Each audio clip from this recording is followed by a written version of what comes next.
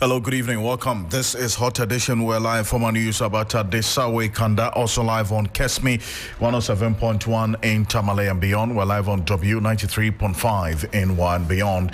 This evening, near chaos as family members of slain immigration officer Stephen King Amoa assault accused persons and their lawyer after court proceedings earlier today. Stay with us. We've got details for you. Also, 11 aspirants pick nomination forms to contest the September 6 NDC parliamentary primary for the Tamale Central constituency. That particular constituency that was declared vacant after the death of Dr. Ibrahim Mutala Mohammed, a member of parliament for the area, a couple of weeks ago. Operators of Bakri Dam and Kompianga Dam in Burkina Faso issue alert of an impending spillage in the coming days. Stay with us. We've got details for you on how preparations are being put in place and also which specific areas would be or could be affected by this spillage in the coming days here on Hot Edition on 3FM 92.7, also on Kesmi 107.1 in Tamale, W93.5 in Wa and beyond. And also remember, we're streaming live on YouTube and on Facebook, 3FM 927.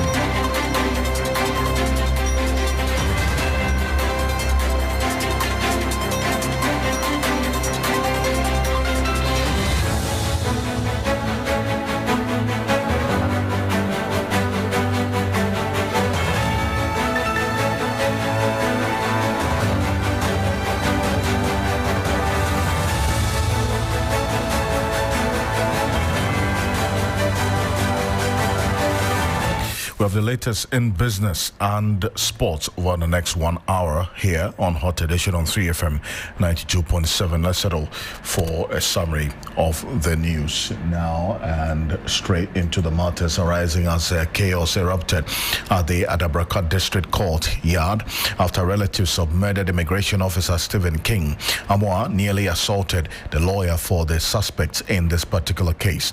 Now, the suspects were, however, not lucky as the angry mob managed to land slaps and blows on them. Not even the presence of armed police officers who were guarding the suspects could deter the crowd as they also begged for their blood, demanding that the police release them to face instant justice. Amidst the chaos, the police managed to escort the suspects and their lawyer, albeit some difficulty, into a waiting vehicle and sped off to safety. If you go on our Facebook page, we're showing you videos of exactly what happened at the court earlier today. In studio with me, Lord Eduasari is our legal affairs correspondent. He was in court earlier today, witnessed everything as it played out. Lord, the videos tell it all. A very angry group of persons who were identified as relatives of the slain immigration officer. Now, what exactly was their concern? Why did they attack the lawyer, the lawyer for the accused and also the suspects? Right, Alfred, it's been a hard day, difficult day, I should say, both for accused persons, lawyers, and then family of the deceased immigration officer. Now, this was their main case, and Alfred, I'm sure you've seen from the videos that they had branded shirts on with the face of the slain immigration officer, so you can easily identify the families over there. Now, their main case was that how could the accused persons be so heartless in killing their beloved? They, a number of the family members I spoke to indicated that this person, Stephen King Amoa, he was born and bred in Germany, stayed in Germany for over a decade and came down because he wanted to serve his country, and that was the sole reason for which he joined the immigration. And so for him to be murdered in such a manner was heartless of the accused persons, and so they were very upset with the entire situation and wanted instant justice, Alfred. Now, when we got to court today, and Alfred, the last time, it was only until today we only got to know that there was only one person who had been arrested, which was the lead suspect in the case, Bright Ame. When we got to court today, another accused person was brought. His name is Thomas Ziga. Now, like the video, like you're watching the videos, when the police were bringing him, could see family members literally ganged up on him and throwing their arms. Some were trying to hit him. I actually got one of the family members who was proud about the fact that he had been able to take off the slippers that the accused person was wearing, and he actually admitted to assaulting the accused person. Now, Alfred, even in the courtroom, the lawyer for the second accused, and I must say, Alfred, that at this point, the lead suspect hasn't got any representation yet. But the second accused person, Ziga, he had a lawyer, Gordon Abuaji, and he made the case that his client he was praying the court for his client to be taken to the Kolebu Hospital for medical treatment. Right. He alleged that he did not trust that the officials or the health personnel at the police hospital would do a good job, because he again accused them or alleged that the whole situation makes them tainted, in that because they're also a security service, when there's an evidence, they may hide it, and that will affect his clients. I see. So he prayed the courts for an order on the police to take him to the Kolebu. But then the police prosecutor opposed it and indicated that as at the time that they were in court, the accused person had been taken to the hospital on 2 occasions. He had been treated and discharged, and so the lawyer for the second accused had no basis for that prayer. By and large, eventually, the court agreed with the police prosecutor and indicated that they didn't even have anything on record to suggest that the second accused person, Ziga, had been ill and had been treated at any hospital. And so the presiding judge, magistrate, dismissed or refused that request and asked him to formally make the application when he has evidence or a report from the hospital. Let's take a listen to some of the family members that you spoke to. Livid in this video. If you go on our Facebook page at 3FM 927.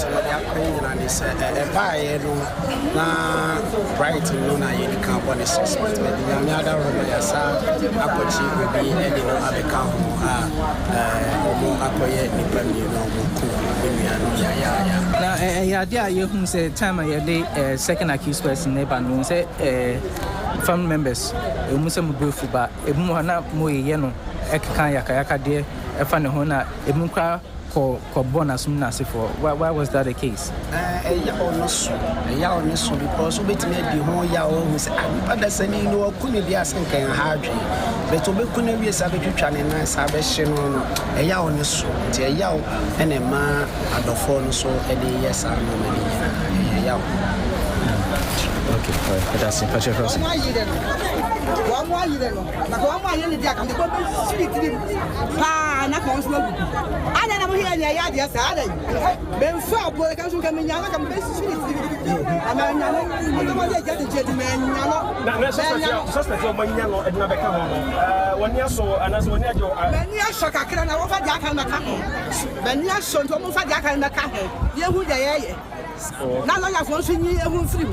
I had to follow when you were moving the end, and you were fasting no could get a sack and you almost get what you are moving. Thank you.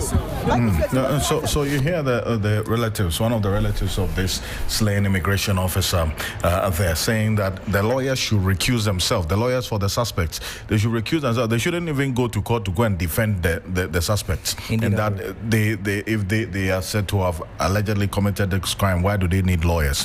But here's why I bring in Martin Pebo, his private legal practitioner, a human rights lawyer as well, joining us right now. Counsel, now you hear the family members yet clearly in pain and speaking out of the loss, the impact of the loss of their loved one. The videos tell it all. They attacked the lawyers of these suspects, and then also even at some point they don't even allow them to come out of the courtroom. They had to use another exit, and their main claim is that, look, if these persons are said to have allegedly murdered their loved one, why should they even have lawyers? They are asking the lawyers for these suspects to recuse themselves. They should not go to court to defend the suspects. Counsel. Well, the country, yes. So we would say that, yes, although we acknowledge that the family has lost a dear one, and so it is traumatic. There's a lot of pain and sorrow, or disquiet, etc. The law doesn't permit them to take the law into their own hands and to prevent the accused persons from engaging a lawyer.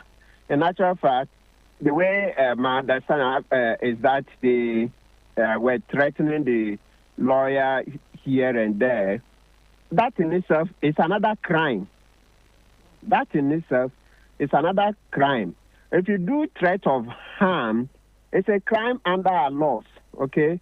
So you go to the Criminal Offences Act 1960, Act 29, they would tell you that, or let's say the law provides that threat of harm is a crime. And then we have, if you use this, so let's go one by one. If you threaten another person that you will intentionally and unlawfully cause harm to that person, then that's a second-degree felony. You see, sections 69 of the Act 29, okay, and that can carry a sentence of, in the absence of a specific stipulation of the sentence, it can go up to 10 years. You see it? Yes, it can go up to 10. I see.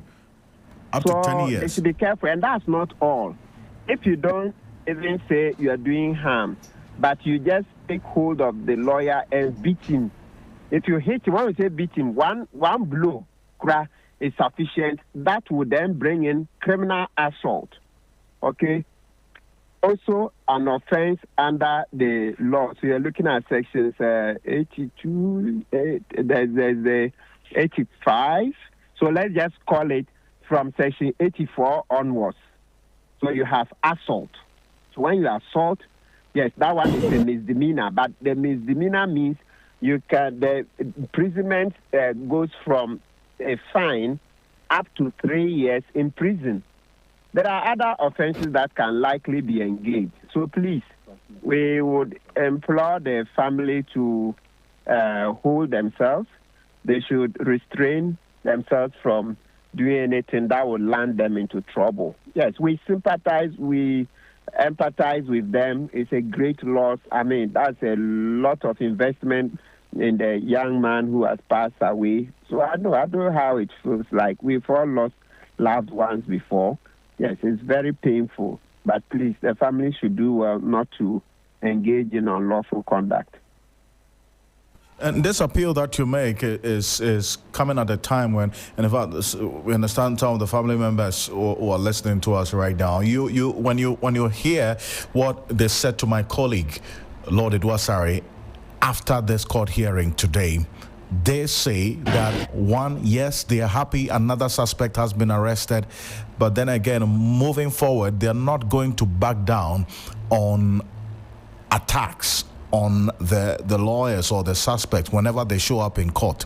This caution you're making to or giving to them, or this appeal and some form of education as well, is that yes, even if they are livid about the loss of their loved one, they have to be careful in carrying out this threat of attacking the lawyers of their suspects anytime they appear in courts. That's what they said.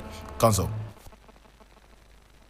Oh, well, they are inviting trouble. I mean, there's a limit. The police wouldn't sit aloof and allow them to take the law into their own hands. They are inviting trouble, so they better be warned, please. We all know, yes, it's a very painful loss, extremely painful, yes, and we there's a mourn with them, okay? Yes, we empathize, we sympathize, all of those. But please, they shouldn't take the law into their own hands. The police will arrest them if they dare do that again. Because, you see, to the extent that the lawyer had to flee, that means that the threat itself was imminent. That in itself, even you see, like when you tell somebody, hey, you, let me show you. If you start advancing towards the person, you are close, quite close. Start saying that you see what I'll do to you. If, let's say, within a second or two, you can reach the person, that type of, hey, you will see itself is an assault. I see. Okay? Without even touching the person. If you are close enough, so within 1 second or two, your blow or your stick or your stone can land on the person, that in itself is an assault. That in itself, when you have not yet touched the other person with your hands or with a stick, but if it's close enough, they say, so we don't, it's not mathematical, but there's a way we do it that if you are close enough that anybody, when we demonstrate it in court, you see that, a reasonable person would have been scared that you are about to hit him. That in itself is an assault, even though you had not yet touched him physically. So please, what they did today is bordering on assault, even without the actual hitting. That's without actually battering the lawyers. So they should be warned. While you're talking, Counsel, we have the lawyer for one of the suspects who was at the receiving end of these threats and the near beatings by the family members of this slain immigration officer. He's on the other line. He's been listening to you all the while. Gordon Abuaji is a private legal practitioner, lawyer for one of the suspects in this case that is under investigation as we speak. And he's joining us on the telephone right now. Lawyer Gordon Abuaji, good evening. Thank you for joining us. Good evening, Alfred. I'm sure that this was a very troubling experience for you, a traumatic one earlier today. Could you walk us through exactly what happened? I just can't believe what I experienced today, just for doing my job. Yes, and I wasn't alone. I was with one intern of mine and another colleague lawyer. As I speak, some of my people are traumatized. Yes, some are traumatized. And we have not committed any crime. We were just doing our job, our constitutionally mandated duty. You see, my senior, the learned people, have done justice to the topic or the issue. But there are some other things. You see, in this kind of, let me say, offense, which is murder, even if the accused person pleads guilty, the law is that a plea of not guilty should be entered for him to defend himself. And legal representation is not one that can be dispensed with. In fact, if I withdraw right now and he gets no other representation, there will be no trial. There will be no trial. I see. I am begging the family. I saw a lot of the posters and the inscriptions. Justice for the deceased. Yes. But justice will mean that they will have to cooperate with all of us. I have done no wrong. I'm just doing my job, what the law tells me to do. To target me, and even though, let me say this, the police did well by giving me and my team protection. At a point, I was also a little bit disappointed. Why is that? Because this was crime being committed in fashion in the presence of the police. I see. So you say the police could have done better than what they did eventually? They did well. The protection is solid. In fact, if you watch the videos, you realize. Absolutely, they came in front of you. They crossed you, and then first attempt, we had to go back, and then they brought in more men. But my point is that the kind of things they were saying and were doing These were criminal acts. Criminal acts. You see, criminal acts. And that is what Senior Kwebu has educated us on. I see. But then, right. But I see also that before you came out, did you have a clear indication of the crowd outside and how charged they were? Yes. You see, initially, after when the case was adjourned, we were all up there. And then I wanted to move out, but then we were waiting for the judge to sign the warrant for the detention of A2, whom I represent. That's Thomas Ziga. Yes.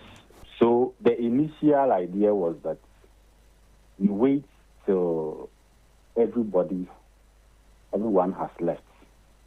Then we leave quietly. But then we got information. And that's why I said, these things, they should have been arrested. We got information that some were actually determined to stay till me and my team gets down. So we realized that waiting for the accused person to be sent away, for the press to go, and for everybody to go before we leave was risky in itself. So there was a suggestion that then rather, while the police, that we have the presence of the police, we rather go or exit the place under their protection. I see. No, because and then this information we had when we were up there. I am not taking anything away from the police. No. I am not taking anything away from them. But these were real criminal acts that were being committed. Some had to, the way, cross us. And I said now, two of my people that I came there with, they are seriously traumatized. Anyway, so then what would be next for you? I mean, now that you know, in fact, the family, as you indicated, they were clear in their message. They're demanding justice and they wanted served as soon as practicable. They charged on you. They made it clear that they would at any point fight any lawyer that stands to defend the suspects in this particular case. That message was clear in their rage. So what are you going to do next? Well, at the moment, we as a firm, we are going to meet and decide. All options will be put on the table, including withdrawing representation. But they should know that if we withdraw representation, they are not likely, they will not even get the justice they want. Unless, of course, they have some other means by which they will get their justice. But if the justice they seek lies with these courts or with the courts, then whatever they are doing will rather impede the justice. Because once we withdraw, there will be no trial. This is a constitutional requirement. I see. We understand the pain, the loss, yes. But then, to get justice, let us also follow the law. That's all we are pleading with them. None of them know me. I know none of them. Until yesterday, I never knew A2 or the second accused person. Until yesterday. I see. So you were only engaged by the second suspect. It's just yesterday. Okay. You realize that your reporter was in court. Yes. I was holding a senior lawyer's brief. So I was instructed to come to court. Right. Yes. Okay, I see. So as to when the senior lawyer, who is my senior, was instructed or was engaged, I do not know. But I went to court on his instruction. No, that's well understood. But I thank you very much for this. Welcome. Appreciate it. That's the lawyer for the second accused in this particular case. I'm talking about the case of the murdered immigration officer Stephen King Amwa, the second suspect identified as Thomas Ziga, also known as Ni Jasi. That's the lawyer we just heard, Gordon Abuaji, who was also at the receiving end of the attacks by the family of the late immigration officer Stephen King Amwa. Counsel, so maybe finally, before I let you go, one other option that these the lawyers who have been attacked are looking at is a possible withdrawal of their services as a counsel for these suspects. How would that impact the case? Maybe quickly before we go. So the Learned Counsel rightly put it that if they withdrew, usually it would affect the trial itself, okay? Because for a murder trial, you would always need a lawyer. So that means that potentially it would affect the time frame within which they will get justice. So that's a very salient point that my colleague lawyer Gordon Abuaji has brought up. So the family should be better advised. Yes, it's true that at the district court now, that's not where the trial itself is going to take place. This place, they are there for the indictment proceedings. Also, they should be informed that usually by practice, hardly would you finish with that indictment proceedings in less than 1 year. I'm saying usually. There are some exceptional cases in places where there are no, the workload on the lawyers and the police is very low. In that case, you can finish within a year. But usually by practice, in the district court, it can take a year easily. Most cases stay more than a year in the district court where they went today before they finish the indictment proceedings, and then the case is taken to the High Court for the trial itself. So what they are doing in the district court now, they've not even started. That place is for the prosecution to bring up all the evidence that they've gathered, okay? That's when they finish building the docket, then the judge will look at it, and then they will ask the accused and his lawyers if they have anything to say.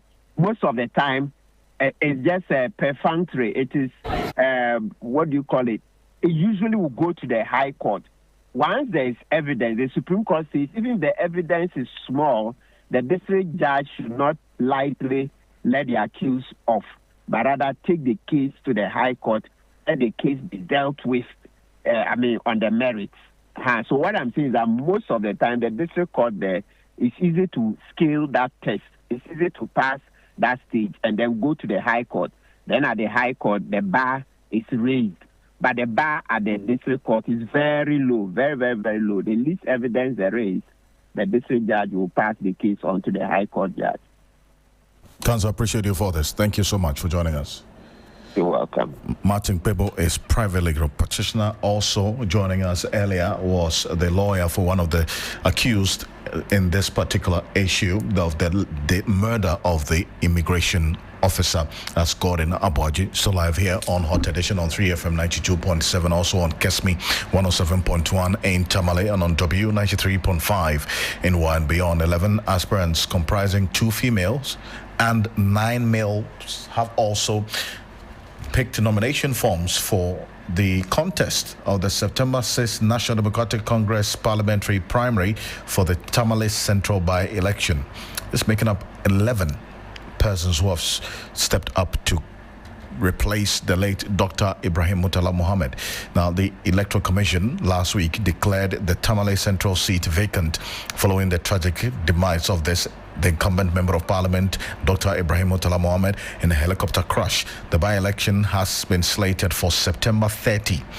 So that's the day coming through right now. And Christopher Marco is our Northern and Savannah regional correspondent, is joining me right now on the telephone. Chris, the race already heated for the replacement of Dr. Ibrahim Murtala Mohammed. 11 persons stepped up already. Who are these persons? Yes, so Alfred, we have some past regional executives, some past mayor of Tamale, and other party supporters who have gone to pick their nominations today. So the first to pick his nomination is the former regional secretary of the party, lawyer Rao.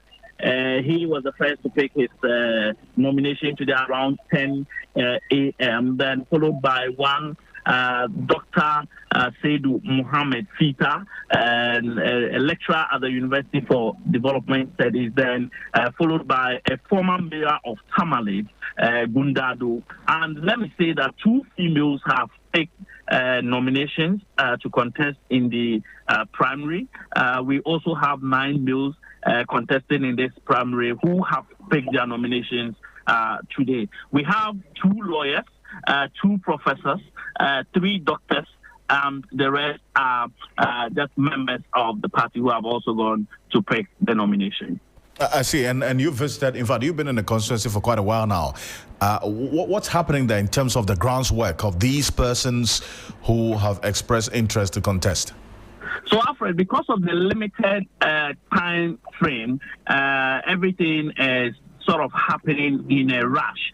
But we are not seeing the supporters following the various aspirants in their numbers, like these characteristics of the usual elections, filing of nominations by parties or picking of nomination forms. This is so probably because of the situation that a constituency finds itself, the circumstances surrounding the death of the member of parliament. So you see one person going to pick the nomination for himself or herself. You see 2 people going to pick on behalf of someone. So that has been the trend today. But Alfred, I must say that the executives, as it stands now, more people would have picked because 2 people came later today and were told that the forms were finished for today. So they only had 11 and people had come to pick all. So those 2 people, including others, will come tomorrow to continue with the process.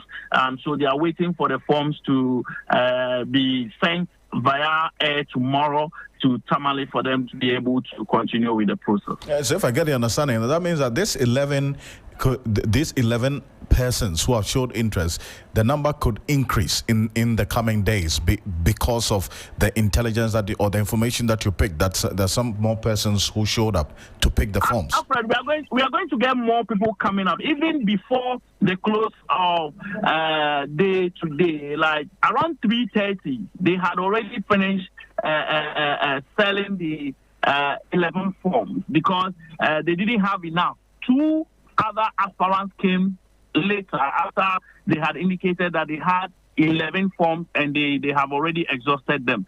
2 others came and they were told to come tomorrow. So it means that from tomorrow, and the list we have, it was 16. Now the number is increasing because some of the people who came today to pick the forms, we did not even know that they were in the race because they did not declare their intentions as usual on social media or via their supporters. But those that we had, some of them actually came today and some have indicated that they will come tomorrow.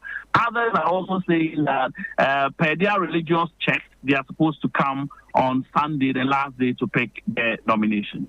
And I do appreciate you for this. Thank you so much. Christopher Marcois, our Northern and Savannah regional correspondent, giving us details there. So who are these 11 aspirants who have so far picked their nomination forms to contest the primaries of the NDC in the Tamale Central constituency? They all want to replace the late Dr. Ibrahim Murtala Mohammed. We have the names of these 11, and as Christopher indicated, this number could actually go high.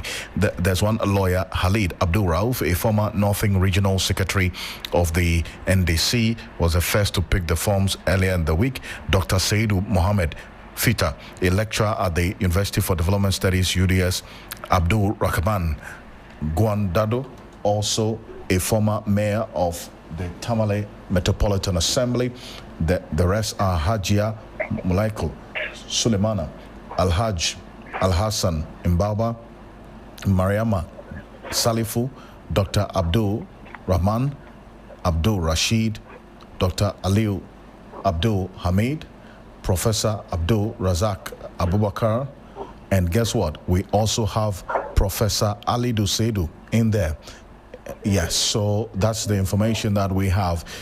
He was one time head of the political science department of the University of Ghana, and he is the acting CEO of the Water Resources Commission. Professor Ali Dusedu has also, we understand, had some persons pick nomination forms for him, and one Sadat Haruna Al-Hassan as well. So these are the names so far as we do know it. And this is where I bring you Dr. Jonathan Asantioche. Very interesting names, Jonathan Asantioche, is it not? The persons who have picked the forms to contest this primaries of the NDC in the Tamale Central constituency. Doc. Yeah, good evening, and good evening to your listeners. The Tamale Central constituency may be a combination of urban, peri-urban, and probably rural, centers and areas. And so it's a combination of various demographics. And so I'm not surprised that you have a list of people who have advanced, knowledge in their areas of expertise. You have lawyers, you have professors, you have doctors, and so on and so forth. And so it is an interesting competition. That being said, what is a common denominator is the fact that the NDC appears more attractive as a party than any time before.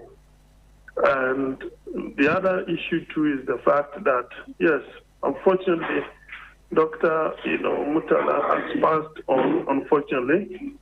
But what ought to be understood is the fact that whoever wins that particular internal primaries is likely going to Parliament, and so that probably explains why you have such a huge number. And interestingly, there are others who are yet to pick nomination forms as well. That's quite interesting. Indeed, and it presents also that challenge of managing this contest, because it appears that yes, the NDC would have to battle itself, that's for the lack of better expression, upon the decision by the NPP not to contest this by-election in Tamale Central. How do you expect things to play out, especially when it comes to managing the internal process of elections within the NDC in that constituency? Well, I think that the NDC owes, a peaceful primary to the late MP. They're supposed to ensure that, they manage the process very well, so they do not in any way create disaffection, within the constituency. That is something that they owe to the soul and embodiment of that of Dr. Mutala. It is something that they owe to him. They owe it to him. So they should be able to manage that.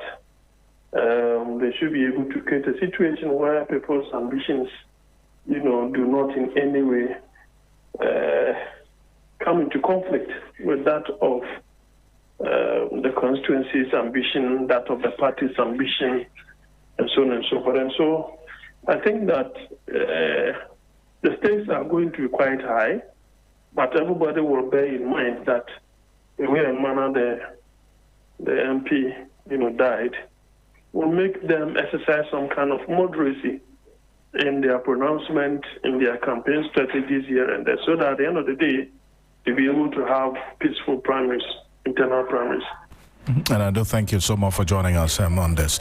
Dr. Jonathan Asantioche is a senior lecturer, University of Cape Coast, and also a political analyst joining us here on Hot Edition on 3FM 92.7. We're also on Kesmi 107.1 in Tamale and on W 93.5 in Wa and beyond. Some more stories.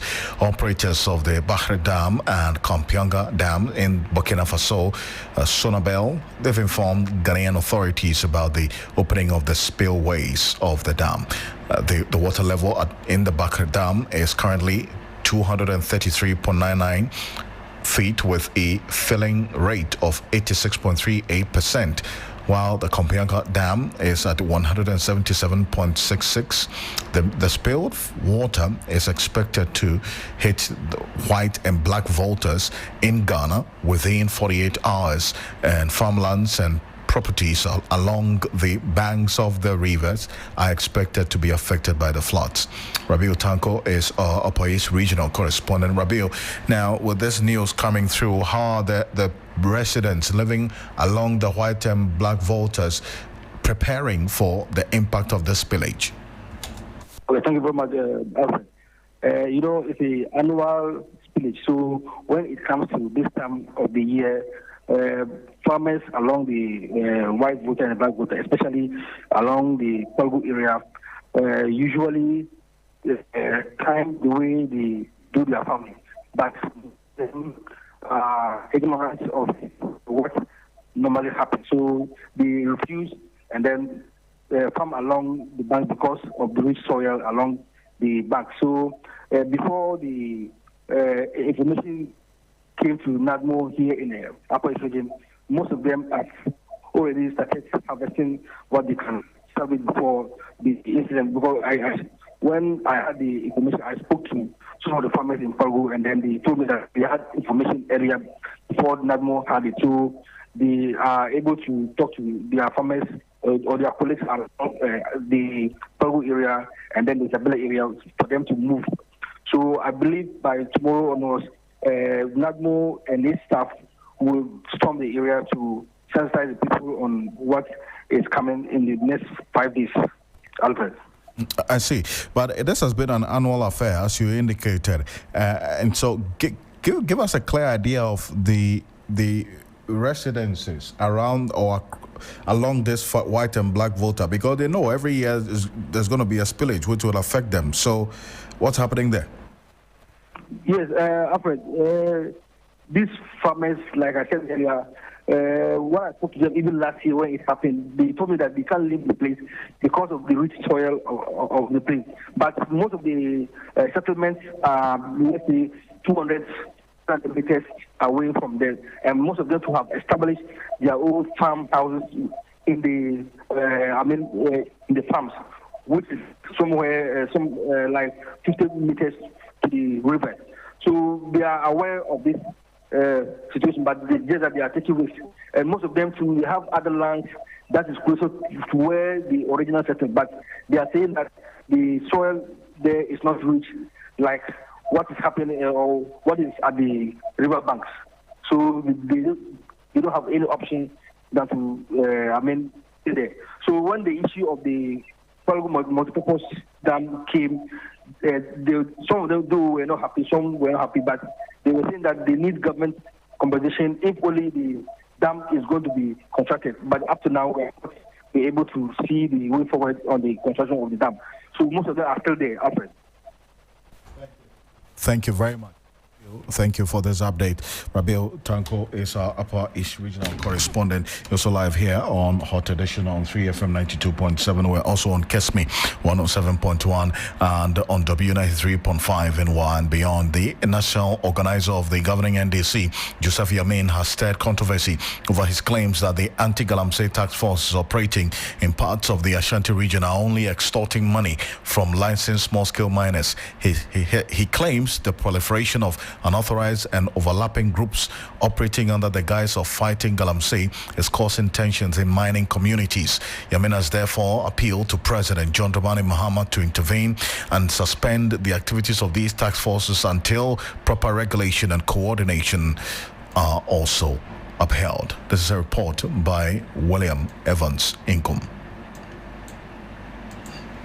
Followed recent clash at Manso Bonteso by residents and Inspector General of Police Special Anti-galamsey Task Force. The incident happened after the task force seized a packed excavator. Yamin believes the operations is unregulated, uncoordinated, and opened the door for some imposters. Task forces can never be said as fighting illegal mining, but rather extorting monies and creating problems. He appealed to the President, John Dramani Mahama, and the Inspector General of Police, Christian Tetayono, to withdraw all the police anti-tax force from the mining communities. Meanwhile, the Ashanti chapter of the Ghana National Association of Small-Scale Miners, Frank Osei, said the association supports the government effort to clamp down on illegal mining, particularly within protected areas such as forest reserves and river bodies. And yet the appendix helicopter bashiasi. Moshe car accident akasia ACCCC. And to pay for her premium and to come for pressing beyond to form. No more pressing. They are not to fear coma. They are her. The current approach has become chaotic and counterproductive. Well, I'm Evan Sinkom there. In the next few days, the Minister for Communications, Samuel Nati George, will meet the leadership of the Postal and Courier Services regulations to discuss awareness creation of the need for courier riders to be licensed. We'll get some more details on this on 3news.com. Also, the Trades Union Congress is set to mobilize over 3,000 workers for a protest on August 29 to demand the cancellation of debt owed by Ghana and other African countries to international creditors. The protest, supported by the International Trade Union Confederation, is part of a global campaign urging international creditors to ease the debt burden on developing nations. Here is a report by our Labour Affairs correspondent, Daniel Opoku. At a news conference in Accra, leaders from the Trades Union Congress, TUC, and the International Trades Union Confederation, ITUC, expressed deep concern about what they described as unjust debt being paid by African governments. Ghana, for instance, has returned to the International Monetary Fund, IMF, for the 17th time, a move that the TUC and ITUC say reflects a deeper crisis affecting many African economies. They believe the growing debt burden has directly affected incomes of workers, public services, and overall livelihoods. To what? The Elysee Palace. You look at the Anglophone countries still tied to our colonial past. The extraction is still ongoing. After World War II, they set up these huge banks to what? To suppress us the more and control our resources. And that is what has been happening, and that is what the IMF has been doing to us, right? So they are in the space, they are in the game to make profits, to make outrageous profits for themselves and keep us down there.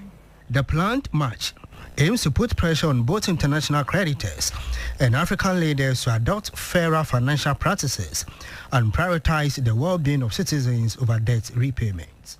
Today, since the debt exchange program, when we are set to negotiate, we are reminded constantly about the commitment the Ghana government has made with the international bondholders, for example. And that commitment more or less limit government's ability in terms of increases they can grant, for example. So, and our workers more or less can blame us that we didn't negotiate hard enough. But we are negotiating with a government that has more or less a binding constraint. As a report by Daniel Opoko, we're back with the business news and the sports news after this quick break. Stay with us. Hello, Ghana. It's a new year and Bill's Microcredit is here to support your dreams. If you're not working but want to start a business, don't let money stop you. With just your Ghana card, you can get a loan to turn your ideas into reality. Already running a business? Need more capital? Or are you a salary worker looking for extra funds? Bill's offers fast and easy loans with no collateral, no deposit, and no SUSI savings required. Wherever you are, whatever you need, Bills makes it happen. Call Bills Microcredit today. Call 0596-920-833 or 0302-200-390 and get started. Bills is licensed and regulated by the Bank of Ghana. Bills, financing your needs. Terms and conditions apply. Hello there, good evening and welcome to the sports segment here on the 3FM Hot Edition. My name is Bill Ishen. Starting off from the Ghana League Clubs Association's top 4 competition, we understand that Asante Kotoko have lost by 1-0 against the Pando Hearts of Lions at the Legon Sports Stadium. And later tonight, would have Accra Hearts of Oak facing BBN Gold Stars. Now, stationed at the Legon Stadium is my colleague Mutala Yakubu to give us all the updates. Mutala, first off, we understand that Asante Kotoko have lost again for the second time in 2 days. What really went wrong for them? Well, Bill, what really went wrong is a big question that even the fans are asking here. But per the balance of play, Asante Kotoko lacked a bit of quality, especially up front. Then there were wholesale changes as compared to the team that lost to the BNE Gold Stars. And clearly you can see that Coach Karim Zito wants to give players the opportunity to express themselves and showcase their talent because the season will be starting soon. And they lack quality, especially up front, because the likes of Kwame Poku were all not in the game. Heart of Lions managed to get the first half goal, and that is what they stood by. They were very resolute. They defended their lines well. Asante Kotoko threw everything at them, but they couldn't get the needed equalizer. Heart of Lions themselves have vowed that anywhere that they meet Asante Kotoko, they have to defeat them. Remember, they defeated Kotoko in last season's Ghana Premier League. Kotoko's first defeat of the season and last year, it was Heart of Lions that inflicted that one on them. So Lions have vowed that they would be beating Kotoko anywhere they see them. So this is just one of those games that they've won. Right, stay with us, Mutala. Let's also hear some reactions from Asante Kotoko fans after that defeat. Oh, everybody is looking for rain. So it's to better. I don't know what to say. For the loss there, it's a game of chance. Football is a game of chance. So you shouldn't expect that only you can win the game. The other opponent is also trying to win. So it's a struggle and it's all good that nobody get serious in you. But we're looking forward to the Africa. That's why it seems nobody wants to just get some injury. Kotoko has a new players. And they've trained now quite long. They've not known themselves very well, meaning that they've not matched good. So maybe as time goes on, you'll catch up. That's what I've seen about it. As of course, sure, we have to go out of hope, no matter what it is. Maybe we know our faults now. Yeah, we've known our differences now. So maybe House of Hope, Dolly, House of Hope have to come down. For me, I don't see House of Hope team as a team. The team I saw with them last 3 days ago with Accra House of Lion. If this is Accra House of Hope, no, I'm sorry. Although we've not got very good results from both games, I'm happy about the entire performance of the team. The coach has done a very good job. The team keeps improving, and I'm very sure that come Sunday, we'll get very good results. As well as when we go to Africa, we'll do very well as well. I don't think there's really a problem because the players are new. The coach I think he's doing very well. And I'm very sure that with time, they will gel together, get to know each other, and then their performance will improve. Right, those are reactions from Asante Kotoko fans at the Legon Stadium after their defeat to Pando Hearts of Lions. Now, Mutala, Hearts of Oak are set to play BBN Gold Star shortly. I mean, what have you seen in terms of the lineups and how they're setting up so far? Of course, Hearts of Oak are coming with the lineup because Masudi Dramani says that every competition Hearts of Oak play in this year, they have to win at all costs. So they are not joking at all. And mind you, should they win this game, it will put them in pole position to win the top 4 because on Sunday, they'll be playing a very, very tough one against Asante Kotoko, and that is not going to be easy for them at all. And they want to cement the victory here, which will ensure that even if they are going into that game and they get a draw, they would also go on and win the tournament. Now, Benjamin Asare, the Black Stars #1, who missed House of Oak's first game, is back in post for them, and he will be starting this game. The likes of Yaman Kwabe, Ransford Mensah, who scored their only goal in their first game against the Hearts of Lions, is also back into the lineup. So it's a very strong lineup for Hearts of Oak. The likes of Kelvin Osasibe are all starting. And it tells you one thing, Hearts of Oak want to cement a victory today, which would put them in pole position to win the Gauka Top 4. Right, thank you very much, Mutala Yakubu, for all the updates from the Legon Sports Stadium in regards to the Gauka Top 4 competition. Now, before we do go, in the Premier League, Pep Guardiola and Thomas Frank, the head coaches of Manchester City and Tottenham, have been speaking ahead of their 11:30 a.m. early kickoff fixture on Saturday. That's too early to know, but I don't have any doubts that Thomas will do an incredible job in a big club like have done in Brentford. No doubts. This top-class manager in different scenarios and different alternatives how they can play, and I saw it. We suffered it when he was in Brentford. I don't think there is a go-to system or go-to approach. That is something we are working hard on, of course, the way with our principles. I think the main thing is that we need to go there and be brave. We need to have enough spells on the ball where we can control phase 1 and 2. I think would be a big area. And then I think it's a team that has been except from last year, I think the 4 or 5 years before that, they were probably the best team in the world. Those were the words of Pep Guardiola and Thomas Frank, the head coaches of Manchester City and also Tottenham Hotspur, ahead of their 11:30 a.m. fixture in the Premier League. Also remember that Chelsea will be facing West Ham United later tonight at 7 p.m, while Arsenal will be facing Leeds United at the Emirates.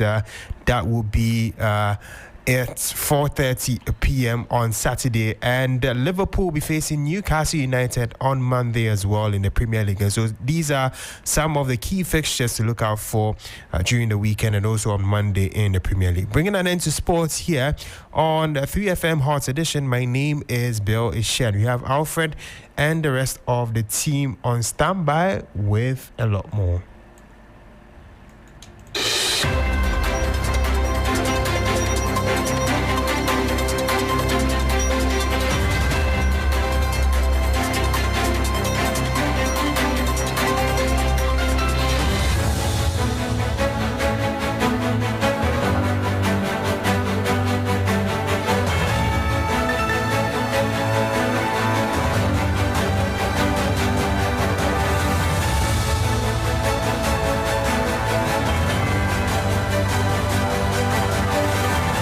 Say thank you so much for staying with us here on Hot Edition on 3FM 92.7, also on Kesme 107.1 in Tamale, and on W 93.5 in Wa and beyond. On behalf of the rest of the team, we do appreciate your company, and you join us again same time on Monday at 5 p.m. And join us as well on Ghana Tonight at 10 p.m. on TV3 for some more of the stories and also extensive analysis. And tomorrow morning at 7 a.m. for The Key Point, where we talk about the key issues of the week with our well-informed guest. I am Alfred Ocansey. Do have a great evening.